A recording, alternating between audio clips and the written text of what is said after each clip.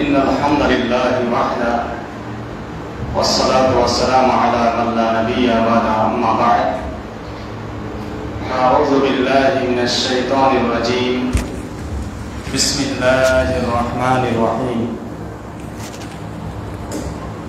إنما المؤمنون إخوة فأصلحوا بين أخويكم واتقوا الله لعلكم ترحمون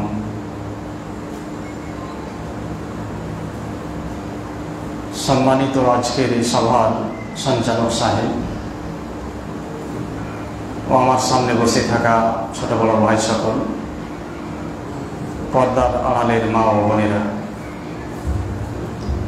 সর্বাগ্রে আল্লাহ রাব্বুল আলামিনের প্রশংসা জ্ঞাপন করি, যিনি আমাদেরকে সর্বের সেরা সর্বোত্তম মানব হিসাবে সৃষ্টি করেছেন। সেই মানব জাতির মধ্যে হইতে আমাদের আখিরি নবী জনাবে মুহাম্মদুর রাসূলুল্লাহ সাল্লাল্লাহু আলাইহি ওয়াসাল্লামের উপর শত সহস্র দরুদ ও সালাম বর্ষিত হোক। আল্লাহুম্মা সাল্লি আলাইহি আল্লাহুম্মা বারিক আলাইহি। আজকের বিষয় ঈদ মিলাদুন নবী। যেহেতু এটা গত হয়ে গেছে, আমি এটাকে প্রয়োজন মনে করছি না, হয়তো আমার মাথায় ছিল না, ভাইকে ওই জন্য বলা হয়নি। আজকে একটা বিষয় আমি আলোকপাত করে নিই, যদিও কথা দেওয়া আছে, তারপরেও মানে রিসেন্ট সময়কে সামনে রেখে বক্তব্য দিতে হয়তো ভালো লাগে, কিংবা মানুষের শোনার চাহিদাও থাকে। যেহেতু সেই সময়টা পার হয়ে গিয়েছে, সেহেতু না বলাই মনে হচ্ছে ভালো হবে। ইনশাল্লাহ আমরা ফের বছর পেলে ফের আবার শুনব। আজকে আপনাদের সম্মুখে পবিত্র কালাম পাক থেকে একটি কোরআনের আয়াত পরিবেশন করেছি। সেই আয়াতকে সামনে রেখে ইনশাআল্লাহ আমি আমার বিষয়বস্তু কি করব। আজকের বিষয় হচ্ছে ইসলামী ভ্রাতৃত্ব, অর্থাৎ আমরা মুসলিমদের মাঝে এক অপরে সুসম্পর্ক কিভাবে রাখব, কিভাবে সাহাবায়ে কেরামরা রেখেছিলেন, আমাদেরও নাকি তাদের মতো প্রেম প্রীতি ভালোবাসা রাখতে হবে। আজকের বিষয় হচ্ছে এটাই। আমরা এই পৃথিবীতে জীবনযাপন করতে গিয়ে আমাদের অবস্থা এমন হয়ে গেছে যে নিজের ভাইয়ের সাথে যে মা 4টি অথবা 5টি সন্তান জন্ম দিয়েছেন, সেই মায়ের সন্তান মানে আমরা নিজের ভাই, আপন ভাই, সেই ভাইদের সাথে একেবারে সম্পর্ক ছিন্ন হয়ে আছে। বহু পরিবার আপনি দেখতে পাবেন কোনো সম্পর্ক নেই, এই সম্পর্ক ছিন্ন রেখেই আবার মৃত্যুবরণ করছে। অথচ সিলা রাহমির বিষয়ে, রক্তের সম্পর্কের বিষয়ে রাসূল সাল্লাল্লাহু আলাইহি সাল্লামের স্পষ্ট হাদিস এবং আল্লাহ রাব্বুল আলামিনের বাণী রয়েছে যে রক্তের সম্পর্ক যারা ছিন্ন করবে এরা জান্নাতে যেতে পারবে না। এই সম্পর্ক যে কোনো মূল্যেই হোক, যে কোনো ভাবেই হোক না কেন, একেবারে দৃঢ়ভাবে এটাকে টিকিয়ে রাখতে হবে। এমন হয় আমাদের সমাজে যে কোনো একটা বিষয় নিয়ে দ্বন্দ্ব হলো ভাইয়ের সাথে, যদিও দ্বন্দ্ব হয় তাহলে দ্বন্দ্বের নিরসন তো আছে। এই জায়গাতে আমরা করি কি, যে না এর সাথে চলাফেরা করা যাবে না, উঠা বসা করা যাবে না, কথা বলা যাবে না, কোনো রকমের সম্পর্ক রাখা যাবে না, এই নীতিটা আমরা অবলম্বন করি। কিন্তু এটা ঠিক নয়। বিশেষভাবে রক্তের সম্পর্ক যাদের সাথে রয়েছে, এই রক্তের সম্পর্ককে একেবারে অটুট করে রাখতে হবে। হয়তো মনোমালিন্য হয়েছে, মনের গড়বড়ি হয়েছে, মনের মধ্যে তার বিষয়ে যে একটা সুসম্পর্ক রাখার বিষয় সেটা নেই, এর জন্য আপনাকে পুরোপুরি সম্পর্ক বন্ধ করে দিতে হবে, ছিন্ন করে দিতে হবে? জি না, সালাম কালাম করুন, প্রয়োজনীয় কথা বলুন, স্বাভাবিক মানুষের সাথে যে সম্পর্কটা, সেই সম্পর্কটা রাখুন। আপনার অন্তরে একরকম থাকতে পারে একজন মানুষের বিষয়। যেমন আমি একজন নামাজি সামাজিক মানুষ, তো একজন মদখোর মানুষের সাথে আমার কি সম্পর্ক থাকবে? গভীর সম্পর্ক থাকবে না, এটাই স্বাভাবিক। কিন্তু তার মানে কি এই যে আমার সে প্রতিবেশী, তার সাথে কথা বলাই বন্ধ করে দিতে হবে? শরীয়ত কি এটা বলে? শরীয়ত এটা বলে না। একজন মানুষ যদিও মদখোর হয়, জুয়াখোর হয়, তারপরেও তার সাথে একটা প্রতিবেশী হিসাবে সম্পর্ক থাকবে। এতে লাভ কি রয়েছে? এতে লাভ হলো এটাই, তার সাথে আপনি কথা বলছেন, বলতে বলতে এক পর্যায়ে বলছেন, ভাই একটু বসো, তুমি মদ্যপান করছো কেন? এটা তোমার শরীরের জন্য ক্ষতিকর, হানিকর, তোমাকে ধ্বংস করে দেবে, শেষ করে দেবে। বুঝিয়ে আপনি 5টা কথা বললেন, 5 দিন পরে সেই ব্যক্তি মদ পান করা ছেড়ে দিল। বলেন তার সাথে সম্পর্ক রেখে উপকার হলো না? আমরা আমাদের সমাজে চলতে গিয়ে বহু সংগঠন দেখতে পাই, বহু দল দেখতে পাই, পাই না? কিন্তু আমাদের অবস্থাটা কি? কি যে এটা হচ্ছে অমুক সংগঠনের ছেলে, এর সাথে কথা বলিও না, মানা করা হয়, বাধা দেওয়া হয়, এর সাথে চলাফেরা করিও না, এর সাথে ব্যবসা বাণিজ্য করিও না। যদি এইরকমই অবস্থা হয়, বলেন দেখি যে তাকে আপনি কোনোদিন তাওহীদের বাণী পৌঁছাতে পারবেন তার কাছে? পারবেন না। কেন? সম্পর্ক ছিন্ন করে নিয়েছেন একেবারে। তার সাথে কথা বলেন না, চলাফেরা করেন না, কোন রকমের সম্পর্ক নেই, সেহেতু তাওহীদের কথাগুলি তার কান পর্যন্ত যাচ্ছে না, আপনি পৌঁছাতে পারছেন না। যদি স্বাভাবিক সম্পর্কটা তার সাথে রাখা হয়, দুনিয়াতে চলতে গেলে সকলের সাথে যেভাবে আপনি চলছেন তার সাথেও যদি চলা যায়, তাহলে বসিয়ে দিয়ে 2টি কথা আপনি বলতে পারবেন। মূল কথা হলো যে মানুষটা যে কোনো কোয়ালিটিরই হোক না কেন, যেই রকমই হোক না কেন, যতই খারাপ হোক না কেন, স্বাভাবিক যে সম্পর্ক, চলাফেরা, মানুষের যে লেনদেন, এটা একেবারে টিকিয়ে রাখতে হবে। এতে উপকার রয়েছে, লাভ রয়েছে। বলেন তো নবী সাল্লাল্লাহু আলাইহি ওয়াসাল্লাম যদি এমনটা করতেন, তাহলে আজকে যে ইসলামটা টিকে আছে এতদিন পর্যন্ত, এই ইসলাম পাওয়া যেত না। সব সাহাবা ইকরাম অমুসলিম থেকে মুসলমান হয়েছেন, তাই না? অমুসলিম ছিলেন, মুসলমান হয়েছেন। কি করে মুসলমান হলো? হয়তো কোনো ব্যক্তিকে বুঝিয়ে বলল, এক আল্লাহকে তোমরা মেনে নাও। রাসূল সাল্লাল্লাহু আলাইহি ওয়াসাল্লাম হয়তো কোনো একটা মাজলিসে গিয়ে বললেন, এক আল্লাহ আছেন, তিনি হচ্ছেন রুজিদাতা, মৃত্যুদাতা, জীবনদাতা, সেই এক আল্লাহকেই মেনে নিতে হবে। বলেন এই বাণীটা প্রত্যেকটা নবীর বাণী, প্রত্যেকটা নবী এই কথার দাওয়াত দিয়েছে। তাহলে আমি আপনি সম্পর্ক ছিন্ন করে আমরা তো দিতে পারবো না সেই ভাইকে এই দাওয়াত। এই জন্যে বিশেষভাবে ইসলামী যে পারস্পরিক সম্পর্ক রয়েছে, ইসলামী ভ্রাতৃত্ব রয়েছে, এটাকে বজায় রাখতে হবে। আল্লাহ রাব্বুল আলামিন পবিত্র কালাম পাকে বলছেন, ইন্নামাল মুমিনুনা ইখওয়া, প্রকৃতিপক্ষে মুমিনেরা হচ্ছে ভাই ভাই। মুমিনের যে একটা সম্পর্ক, এই সম্পর্কটা হচ্ছে গভীর সম্পর্ক। গভীর সম্পর্ক মানে আপনাকে একটু বোঝাই, ধরে নেন এটা হচ্ছে আপনার নিজের ভাই।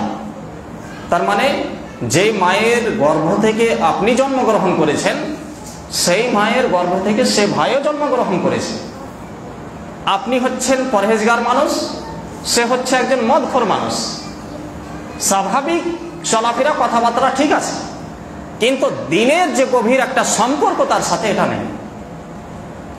যারা দিনের সাথে জড়িয়ে আছে আপনি দেখবেন তাদের অবস্থাটাই, নিজের ভাইয়ের সাথে সে মদ খায়, জুয়া খেলে, এই জন্যে দিনের যে একটা গভীর সম্পর্ক তার সাথে নেই। কিন্তু অপরিচিতি, যাকে কোনোদিন চিনিনি, জানিনি, সেই ভাইয়ের সাথে দিনের জন্য একটা গভীর সম্পর্ক আছে না? নেই? আছে। আর এই সম্পর্কটা আমাদের রাখতেই হবে। এটাই হলো ইসলামী সম্পর্ক, এটাই হলো ইসলামী ভ্রাতৃত্ব। পৃথিবীর যে কোনো কোণাতে, পৃথিবীর যে কোনো জায়গার মানুষ হোক না কেন, সেই জায়গার মানুষের সাথে সুসম্পর্ক রাখা, যদি তার মধ্যে দিন থাকে, সে মানুষটা যদি পরহেজগার হয়, দিনদার হয়, তাহলে তার সাথে একটা দিনের গভীর সম্পর্ক থাকবে। আল্লাহ রাব্বুল আলামিন সাহাবায়ে কিরামদের কথা বর্ণনা করেছেন যে সাহাবায়ে কিরাম কাফেরদের উপরে খুব কঠোর ছিলেন, কাফেরদের উপরে খুব কঠোর, কিন্তু নিজেদের মধ্যে পারস্পরিক সম্পর্ক, এই সম্পর্কটা ছিল তাদের গভীর সম্পর্ক। কত গভীর ছিল সাহাবায়ে কিরামদের সম্পর্ক? রাসূল সাল্লাল্লাহু আলাইহি ওয়াসাল্লাম মক্কা থেকে যখন মদিনায় গেলেন, তো মদিনায় গিয়ে মদিনাবাসীরা কিভাবে তারা আপ্যায়ন করেছিল, কিভাবে তাদেরকে লুফে নিয়েছিল। বলা হচ্ছে যে মদিনাবাসীদের যদি 2 কাঠা কারো জমি রয়েছে, তাহলে কেটে 1 কাঠা সেই মক্কাবাসীদেরকে দিয়ে দিয়েছে। 2টা ঘর রয়েছে থাকার জন্য, 2টি ঘর রয়েছে, 1টি ঘর মক্কাবাসী সাহাবায়ে কিরামদের জন্য রেখে দিয়েছেন।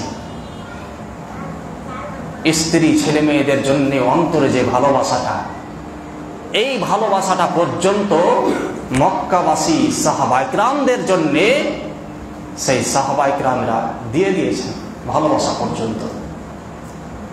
বলেন দেখি, আজকে আমরা 10 টাকা দান করলে ভাবি 100 বার আমার পকেট থেকে 10 টাকা চলে যাবে, এটা তো চা খেতাম। মাদ্রাসার জন্য এত টাকা দাবি করে নিয়েছে, আমি দিতে পারবো, অসহায় মানুষ। হয়তো আপনি দিনে 1000 টাকা ইনকাম করেন, আপনাদের গ্রামে মসজিদের কাজ হবে, দাবি রেখেছে, ভাই তোমাকে 5000 লাগবে। বলেন 1000 টাকা মাসে যদি ইনকাম করে, তাহলে 5000 টাকা মসজিদে দিতে পারবে না? পারবে। কিন্তু তারপরেও পিছুপা হচ্ছে। তার মানে কি? সাহাবায়ে কিরামদের যে ঈমান, এই ঈমান এখনো পর্যন্ত আমরা তৈরি করতে পারিনি।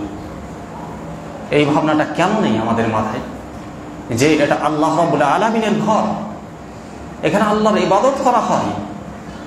এই জায়গাতে মানুষরা দাবি করেছে, যাক দিয়ে দিই, পারলেও দিবে না।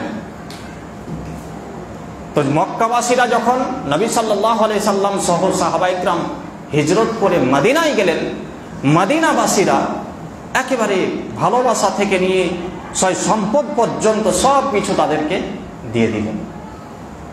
2 কাঠা জমি, 1 কাঠা তাদেরকে দিয়ে দিলেন। 2টি ঘর, 2টি ঘরের মধ্যে 1টি ঘর দিয়ে দিলেন।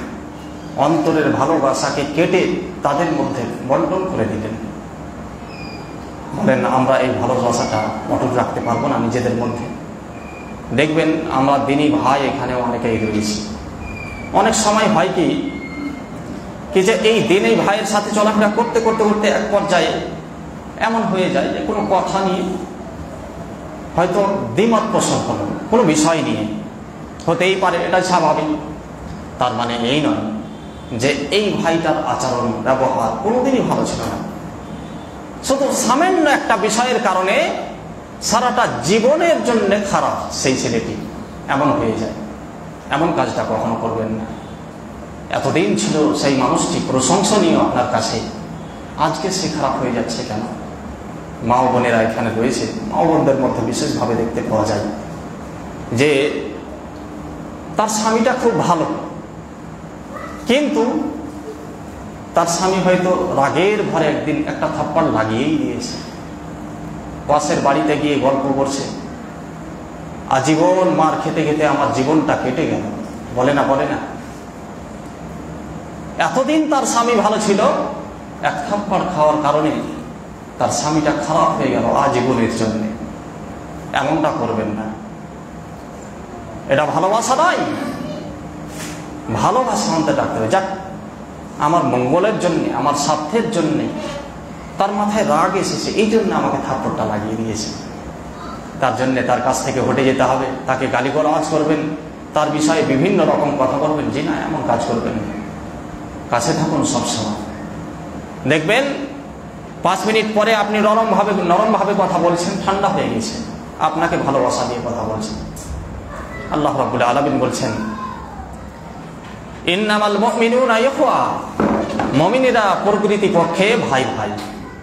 ফাআসলিহু বাইনা আখাওয়াইকুম, যদি তোমাদের ভাইদের মধ্যে কোনো রকমের দ্বন্দ্ব এসে যায় তাহলে সেটার ইসলাহ করে নিবে, সংশোধন করে নিবে। দ্বন্দ্ব আসতেই পারে, 5 বাপের 5টা ছেলে, দ্বন্দ্ব আসতে পারে। 5 জন মানুষের মেজাজ একই রকম নয়, কারো রাগ বেশি, কারো রাগ কম। কেউ রাগের ভরে 2টা বড় কথা বলে দিতে পারে, নরম মানুষ শুনে থেকে যায়, এরকম মানুষ আছে না নেই?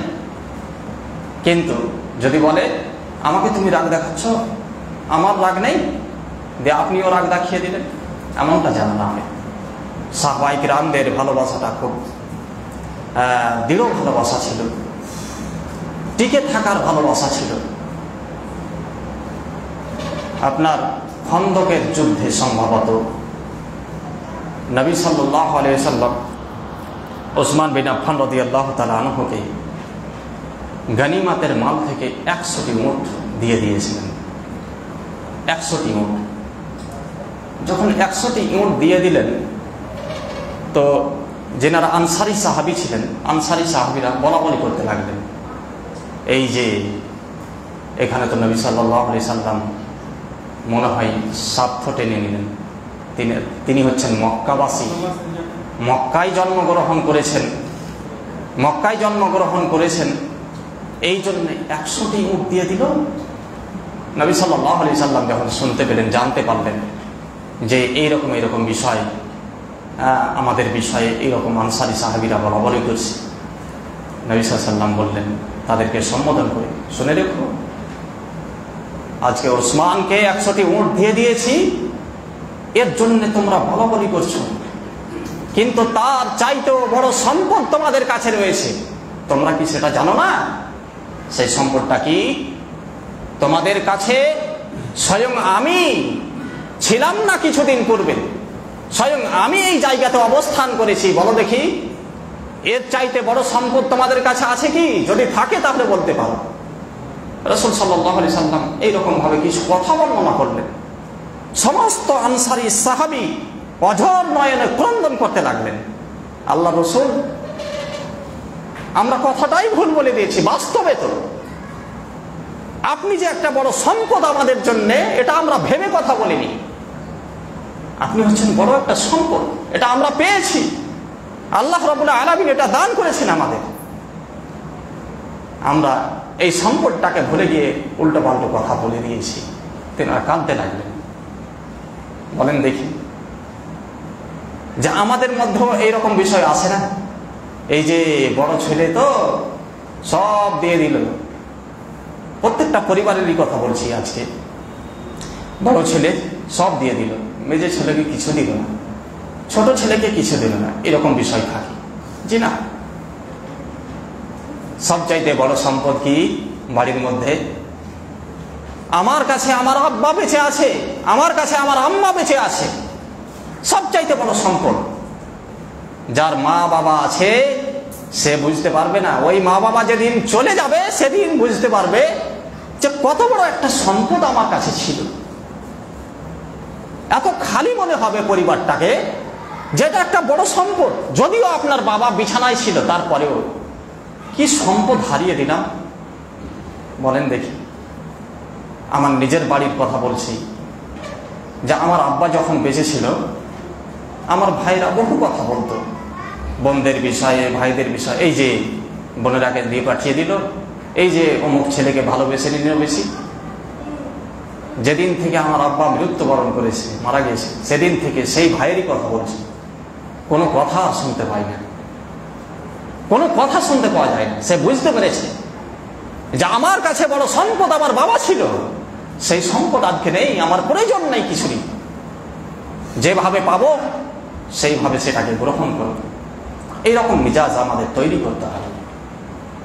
এই জন্যে দ্বিধাদ্বন্দ্ব যখন আপনাদের মধ্যে, আমাদের মধ্যে আসবে, এই দ্বন্দ্বের নিরসন করে নেবেন নিজেদের মধ্যে। কখনো দ্বন্দ্ব রাখিয়েন না। এই দ্বন্দ্ব যদি রাখেন, একটা বড় ক্ষতি আছে। কি জানেন? ক্ষতিটা হলো যে হুকুকুল ইবাদ, অর্থাৎ বান্দার সাথে বান্দার সম্পর্ক যদি ঠিক না থাকে, এই অবস্থায় মৃত্যুবরণ করেন, তাহলে কিয়ামতের দিন পর্যন্ত আল্লাহ রাব্বুল আলামিন ক্ষমা করবেন না আপনাকে। কিয়ামতের দিন পর্যন্ত আল্লাহ রাব্বুল আলামিন আপনাকে ক্ষমা করবেন না। এই জন্যে সম্পর্ক অটুট রাখুন, টুটে না যায়, ভেঙে না যায়, খণ্ড খণ্ড না হয়ে যায়, সুসম্পর্ক রাখবেন। আল্লাহ রাব্বুল আলামিন এক জায়গায় বলছেন, ওয়া'তাসিমু বিহাবলিল্লাহি জামিআন ওয়া লা তাফাররাকু। তোমরা আল্লাহ রাব্বুল আলামিনের রস্সিকে অর্থাৎ কোরআনকে সুদৃঢ়ভাবে ধারণ করে থাকো।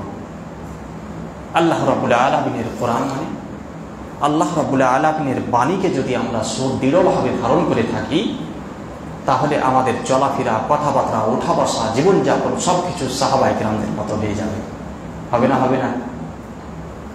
শুধু আল্লাহর কোরআনকে যদি আঁকড়ে ধরে থাকি, মানে আল্লাহ যেটা বলেছেন সেটাই আমি করব, যদি এমনটা আপনি করেন, তাহলে পুরো জীবনটা আপনার সাহাবায়ে কেরামদের মতো হয়ে যাবে। এই জন্য আল্লাহ রাব্বুল আলামিন বলছেন, ওয়া'তাসিমু বিহাবলিল্লাহি জামিআন ওয়া লা তাফাররাকু। আল্লাহ রাব্বুল আলামিনের যে বাণী, যে গ্রন্থ, যে কোরআনুল কারীম, এই কোরআনুল কারীমকে একেবারে সুদৃঢ়ভাবে ধারণ করে থাকতে হবে। ওয়া লা তাফাররাকু, এবং তোমরা ফিরকাবন্দি হয়ে যাবে না, দলে দলে, জামাতে জামাতে বেটে যাবে না। এটা অমুক দলের, আমি অমুক দলে চলে যাব। এটা আমার দলের মানুষ, আমি একে টানব। এটা অমুক দল, এইভাবে দলাদলি করবে না। একত্রে বসবাস করবেন, এক জায়গায় বসবাস করে আমরা সকলেই দিনী ভাই, এটাই মনে করবেন, কখনো দলাদলি করবেন না। আল্লাহ রাব্বুল আলামিন পরের অংশে বলছেন যে আলা সাফা হুফরাতিন মিনহা, সাহাবায়ে কেরামদের কথা বলছেন যে সাহাবায়ে কেরামরা একেবারে জাহান্নামের কিনারাতে, তারা জাহান্নামের কিনারায় ছিল। ফাআনকাযাকুম মিনহা, সেখান থেকে আমি তাদেরকে বের করে দিয়েছি। এই যে একটু আগে বললাম, বেশিরভাগ সাহাবায়ে কেরাম তিনারা মুসলিম ছিলেন না, মুশরিক কাফের ছিলেন। এই মুশরিকের অবস্থানকে ত্যাগ করে তারা মুসলমান হয়েছিল। আল্লাহ রাব্বুল আলামিন তাদের কথাই বর্ণনা করছেন যে একেবারে জাহান্নামের কিনারায় ছিল এরা, আমি আল্লাহ তাদেরকে হেদায়াত দান করেছি, তাদেরকে সঠিক পথ দেখিয়েছি, এবং সঠিক পথ পেয়ে তারা একেবারে জান্নাতের পথ অবলম্বন করেছে। বলেন তো, আমাদের মধ্যে অনেকেই আছে যারা সঠিক পথ, সঠিক রাস্তা এখনো পর্যন্ত অবলম্বন করতে পারিনি, পেরেছি? সাহাবায়ে কেরামদের পথ আমরা এখনো পর্যন্ত পাইনি। অনেক ভাই, অনেক মা ও বোন রয়েছে যারা। এই জন্যে সঠিক পথ কোনটা রয়েছে, হেদায়েত কোথা থেকে পাওয়া যাবে, কোন রাস্তায় পাওয়া যাবে, কোন মানুষটার কাছে গেলে হেদায়েত পেয়ে যাব, কোন মানুষটার কাছে গেলে আমি সঠিক রাস্তা পেয়ে যাব, সেই মানুষটার কাছে আপনাকে যেতে হবে। সেই পথকে খুঁজে বের করতে হবে, কোথায় সঠিক পথ রয়েছে। আল্লাহ রাব্বুল আলামিন বলেছেন যে সাহাবায়ে কেরামরা একেবারে জাহান্নামের কিনারায় তারা ছিল, আমি আল্লাহ তাদেরকে হেদায়েত দান করে একেবারে জান্নাতের পথে নিয়ে এসেছি, রাস্তায় নিয়ে এসেছি। পারস্পরিক সম্পর্ক বলতে গিয়ে এক পর্যায়ে মুআয বিন জাবাল রাদিয়াল্লাহু তাআলা আনহু তিনি বলছেন যে সামি'তু রাসূলুল্লাহ সাল্লাল্লাহু আলাইহি ওয়াসাল্লাম ইয়াকুল, আমি রাসূল সাল্লাল্লাহু আলাইহি ওয়াসাল্লামকে বলতে শুনেছি, হাদিসে কুদসি, ক্বালা আল্লাহু তাআলা, আল্লাহ রাব্বুল আলামিন বলছেন, ওয়াজাবাত মুহাব্বতি, আমার মহব্বত, আমার ভালোবাসা, আমার প্রেম প্রীতি সেই সমস্ত মানুষের উপরে ওয়াজিব হয়ে যায়। আল্লাহ যে মানুষকে ভালোবাসেন, এই কথা আল্লাহ বলছেন যে একজন মানুষের উপরে ওয়াজিব হয়ে যায় আমার ভালোবাসাটা, আমার প্রেম প্রীতিটা। কোন মানুষটার উপরে? লিল মুতাহাব্বিনা, যারা পরস্পরে এক অপরকে ভালোবাসে, সুসম্পর্ক রাখে, যারা পরস্পরে সুসম্পর্ক রাখে, আল্লাহ রাব্বুল আলামিন বলছেন যে আমার ভালোবাসা তার উপরে ওয়াজিব হয়ে যায়, অবধারিত হয়ে যায়। আরো কথা কিছু উল্লেখ করেছেন, বলছেন ওয়াল মুতাজালিসিনা, এবং যারা ওয়াল মুতাজালিসিনা ফিয়া, আমাকে উদ্দেশ্য করে যারা এই রকম একটা মজলিস গঠন করলো, আজকে যে ইজতেমা হচ্ছে আমাদের এখানে, তো এটা আল্লাহর উদ্দেশ্যে যদি হয়, আল্লাহ রাব্বুল আলামিন বলছেন যে আমার উদ্দেশ্যে যদি এই মজলিসটা হয়, তাহলে আমার ভালোবাসাটা ওয়াজিব হয়ে যায় এই মানুষের প্রতি, এই সমস্ত মানুষদের উপর। আজকে এখানে ধরেন 50 জন মানুষ রয়েছি আমরা, আল্লাহর জন্য যদি এই বসাটা হয় তাহলে আল্লাহ রাব্বুল আলামিনের ভালোবাসা ওয়াজিব হয়ে গেছে, এটা জেনে রাখবেন। যদি আল্লাহর জন্য হয়, তাহলে আল্লাহর জন্য হয় এটা কেমন করে বুঝবেন? যা আজকে আপনি এখানে বসেছেন আল্লাহর জন্য বসেছি, এটা হবে কেমন করে? এটা প্রশ্ন জাগতে পারে। জি হ্যাঁ, এই মাজলিসে আপনি বসেছেন, এসেছেন, সময় দিয়েছেন, তার মানে যে এখান থেকে যতগুলি কোরআন ও হাদিসের কথা শ্রবণ করব, সমস্ত কোরআন ও হাদিসের কথার প্রতি আমল করব। যদি আপনি আমল করেন তাহলে এটা হলো আল্লাহর জন্য মজলিস গঠন করা, এই মজলিসে বসা।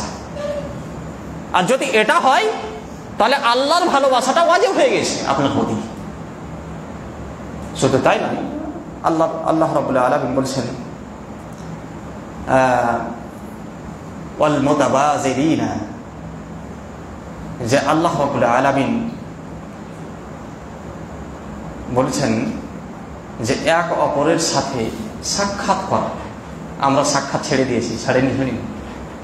দিনী ভাই হলে সাক্ষাৎ হবে, নইলে হবে না। সে প্রতিবেশী হলো তো কি, সে তো মদ খায়, জুয়া খায়, অসুস্থ আছে, পড়ে থাক। কদিন আগে একজন বলছে, আমি বললাম অবশ্য আমার মসজিদের ওখানকার, তার স্বামীটা মদ পান করে।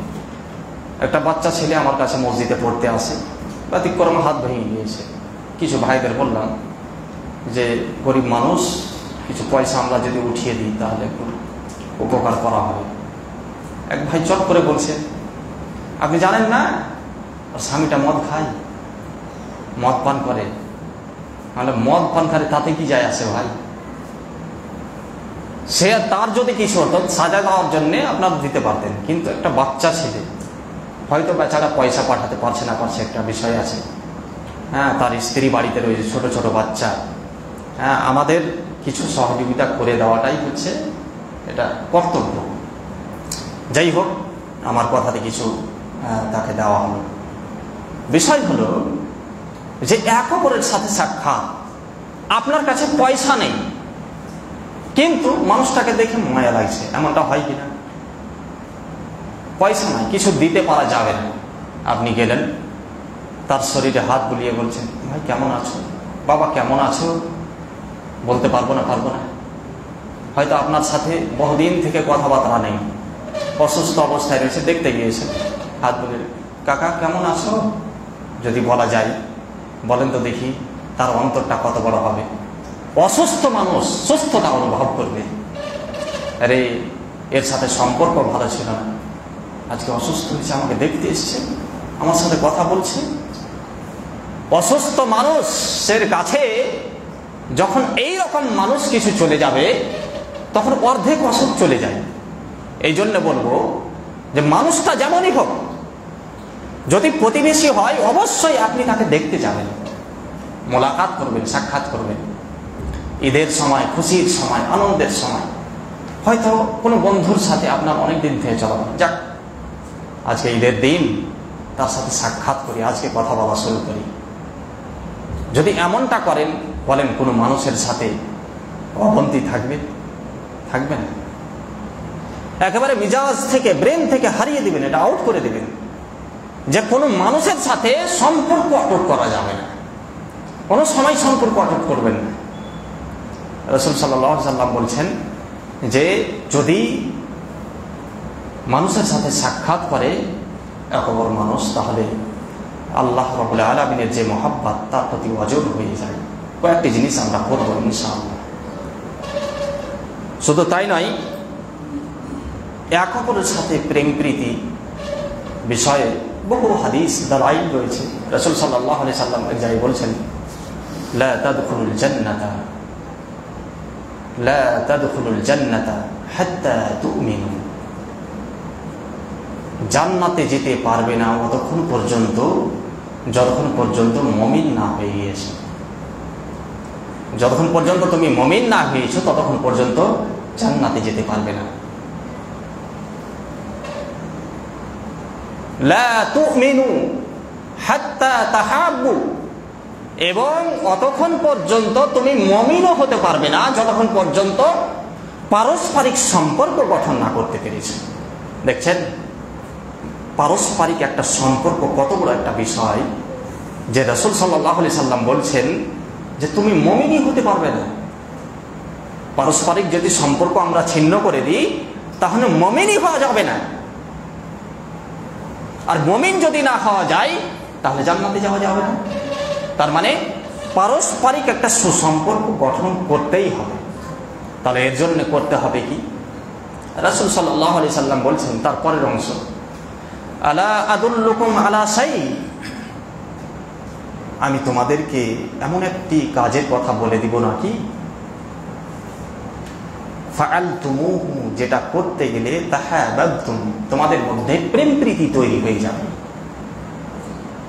আমি তোমাদেরকে একটি বিষয় বলে দিব নাকি, যেই বিষয়, যেই কথা কিংবা যেই কাজ করতে গেলে তোমাদের মধ্যে ভালোবাসা প্রেম প্রীতি তৈরি হবে। সেটা কি? রাসূল সাল্লাল্লাহু আলাইহি সাল্লাম বলছেন, আফসুস সালাম বাইনাকুম, পরস্পরে তোমরা সালাম প্রদান করবে। আছে আমাদের মধ্যে পরস্পরে সালাম? এটা আমার দিনী ভাই, একেই সালাম দিতে হবে। এ আমার দিনী ভাই নয়, সালাম দেওয়া যাবে না। মসজিদ থেকে বেরোলেন, এর সাথে বহুদিন থেকে কথা বলেন, একে সালাম দেওয়া যাবে না। এটা আমার কাকা, জমি নিয়ে কিছুদিন আগে দ্বন্দ্ব হয়েছিল, না, সালাম দেওয়া যাবে না। আমাদের সমাজে আছে না নেই? আছে। অথচ রাসূল সাল্লাল্লাহু আলাইহি সাল্লাম বলছেন যে একজন মানুষ মুমিন হতে পারবে না যতক্ষণ পর্যন্ত সে পারস্পরিক সম্পর্ক গঠন না করতে পেরেছে। এবং পারস্পরিক সম্পর্কটা কিভাবে গঠন করতে হবে রাসূল সাল্লাল্লাহু আলাইহি সাল্লাম এই টিপসটুকুও দিয়েছেন। সেটি হচ্ছে আফসুস সালাম বাইনাকুম, যে তোমরা পরস্পরে সালাম প্রদান করবে। মসজিদ থেকে নামাজ পড়ে বেরোলেন, আপনার কাকা হেঁটে যাচ্ছে, হয়তো আপনি কথা বলেন না, আসসালামু আলাইকুম, সালামের জবাব দিল, বলেন তার সাথে কথা বলা হলো না? হলো না? হলো। আন্তরিকতা নেই, অন্তরে হয়তো অন্য কিছু গাইছে। কিন্তু আমি পূর্বেই বলেছি যে স্বাভাবিক যে চলাফেরা, এই চলাফেরা কখনো বন্ধ করবেন না। আপনি প্রয়োজন পড়েছে কথা বলবেন, প্রয়োজনে কথা বলুন। হয়তো অন্তরের আন্তরিকতা নেই, কিন্তু প্রয়োজনে আপনি কথা বলুন। কাকা, তোমাকে অমুক মানুষটা ডেকেছে, একজন মানুষ বলে দিয়েছে তোমার কাকাকে বলিও যে বাড়ি তোমাকে ডেকেছে, অমুক ডেকেছে। আপনি বাড়ি এসে চিন্তা করছেন, সে তো বলেছে আমাকে, কিন্তু তার সাথে তো আমি 10 মাস থেকে কথা বলিনি, কি করে বলবো? চুপচাপ থেকে গেলেন, জি না, এমনটা করবেন না। বলেছে মানে, কাকা ওই যে অমুক মানুষটা তোমাকে ডেকেছে। বলেন আপনার কাকার মনটাও বড় ভালো, আমার ভাতিজা আজকে আমার সাথে কথা বললো। সালাম দিবেন, সালাম দিয়ে বলুন অমুক লোকটা ডেকেছে। এই জন্যে সালাম বেশি বেশি করে প্রদান করবেন। সালাম যখন বেশি বেশি করে আপনি দেবেন মানুষকে, এটা আলাদাই সম্পর্ক গঠন হবে। এই জন্য আপনি দেখবেন এটা আল্লাহর দান, যে মৌলবী সাহেবদের সমপরিমাণ কোনো মানুষ সালাম দেয় না। আবার মৌলবী সাহেবদেরকে ভুলও হয়ে যায়। কাউকে যদি সালাম, এই যে আমি ছিলাম তো মৌলবী সাহেব সালাম দিল না, কিন্তু অন্য নামাজের বিষয়ে বলবে না, অমুক নামাজিটা সালাম দিল না, এই কথা বলবে না। মৌলবী সাহেব হয়তো একদিকে ধ্যান ছিল, সালাম দেয়নি। আমি ওখানে ছিলাম, তারপরে মৌলবী সাহেব সালাম দিল না।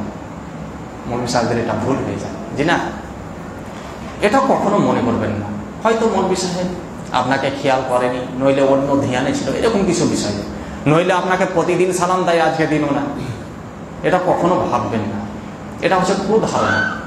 কুধারণা থেকে রাসূল সাল্লাল্লাহু আলাইহি সাল্লাম বাঁচতে বলেছেন, ইয়াকুম আয-যান ফা ইন্নায-যান্না ইসম, তোমরা কুধারণা থেকে বাঁচো। আর যদি কুধারণা হয়ে যায়, এটা গুনাহের কাজ। আপনি কুধারণা অন্তরে পড়ে নিলেন, পাপ হয়ে গেল আপনার। এই জন্য কখনো কুধারণা করবেন না। কুধারণা থেকে বেঁচে থাকতে হবে। এবং সকল মানুষকে, শুধু মৌলবী সাহেবদের দায়িত্ব রয়েছে এমন বিষয় নয়, আপনাকেও আপনার ভাইয়ের সাথে, আপনার চাচার সাথে বাড়িতে প্রবেশ করবেন, আপনার স্ত্রীকে, আপনার মাকে, পরিবারের সদস্যদেরকে সালাম দিতে হবে। বাড়িতে ঢুকবেন, আসসালামু আলাইকুম বলেন তো, কত সুন্দর একটা পরিবেশ তৈরি হয়েছে। সবাই মিলে 5টা পরিবারে ছেলে মেয়ে ভাবি স্ত্রী মা বাবা সকলে রয়েছে, সবাই বলে ওয়ালাইকুম আসসালাম। কত সুন্দর পরিবেশটা বলেন তো দেখি। সেই জায়গায় যদি ফেরেশতা থাকে, ফেরেশতারাও আপনার জবাব দেবে ওয়ালাইকুম আসসালাম। বলেন কত বড় ভাগ্যবান আপনি, যে আপনি বাড়িতে প্রবেশ করে সালাম দিচ্ছেন, পরিবারের সকল সদস্য আপনার সালামের উত্তর দিচ্ছে একসাথে, তার সাথে ফেরেশতারাও আপনার সালামের উত্তর দিচ্ছে। বলেন দেখি কত বড় আপনি সৌভাগ্যবান। এই জন্যে সালাম বেশি বেশি করে আপনি দিবেন, একেবারে সম্পর্ক তৈরি হয়ে যাবে। যাই হোক, এই বিষয়টা খুব লম্বা বিষয়, আমি জানি যে এত সংক্ষিপ্ত সময়ে আলোচনা হবে না। আল্লাহ যদি কোনোদিন হায়াতে রাখেন, বিস্তারিতভাবে এই বিষয়ে আলোচনা করব। যতটুকুই আজকে আলোচনা শুনলাম, আল্লাহ রাব্বুল আলামিনের কাছে সর্বশেষ দোয়া রাখবো, ইলাহুল আলামিন আমাদেরকে এইটুকুর উপরে আমল করার তৌফিক দান করুন। আমা আলাইনা ইল্লাল বালাগ। আসসালামু আলাইকুম ওয়া রাহমাতুল্লাহ। একটা প্রশ্ন বলছিলাম যে ধরেন সমাজে সুদ যেটা চলছে, এই সুদটা কেউ যদি খায় তাহলে যেটা শুনেছি 36 বার জেনা করা সমতুল্য, আর সুদ প্রদান করা বা সুদ দেওয়া। যখন এই সুদের সঙ্গে জড়িত ধরলেন যে আমার আত্মীয় হয়তো আমার মা আছে, তো মায়ের সঙ্গে কখনো ভাষাতে কথা বলা নিষিদ্ধ। তো এখন আমি মাকে নরম ভাষাতে বলছি কি মা সুদ খাওয়া যাবে না, সুদ খাওয়া যাবে হারাম, এটা সেটা মানে যেটা ইসলাম আছে সেটা বলছি। তারপরে হয়তো আমার পরিবার মেনে নিচ্ছে না, তারপরেও সুদকে প্রাধান্য দিচ্ছে বা সুদের কারবার করছে, লোন যেটা। তো এখন ওই অবস্থায় কেউ হয়তো তার মাকে উঁচু সুরে কথা বললে না সুদ খাওয়া যাবে না, এটা সেটা বলে মানে উঁচু স্বরে কথা বলবে, তার কথাতে তার মা সুদ বন্ধ করে দিল, লোন নেওয়া বন্ধ করে দিল। তো এইভাবে কি মায়ের সঙ্গে মানে সুদের ব্যাপারে কথা বলা যাবে? জি, মা বাবার সাথে নরমভাবে ভদ্রতার বজায় রেখে কথা বলতে হবে। মা বাবার সাথে বিশেষভাবে এমনটা না হয় যে আপনি এমনভাবে কথা বলছেন যে আপনার কথায় দুঃখ পাচ্ছে, এমনটা না হয়। দুঃখিত দেওয়া যাবে না, দুঃখিত করা যাবে না তাদেরকে। যেমন ইব্রাহিম আলাইহিস সালামের ঘটনা আমরা শুনেছি যে ইব্রাহিম আলাইহিস সালাম এরকম শব্দ কি এসেছে, তিনি তার বাবাকে বলেছিলেন যাও তোমরা, আমি যেতে পারবো না, এভাবে বলেছিলেন না। নরমভাবে হিকমতের সাথে তাকে বলা হয়েছিল যে আনা সাকিম, আমি অসুস্থ রয়েছি।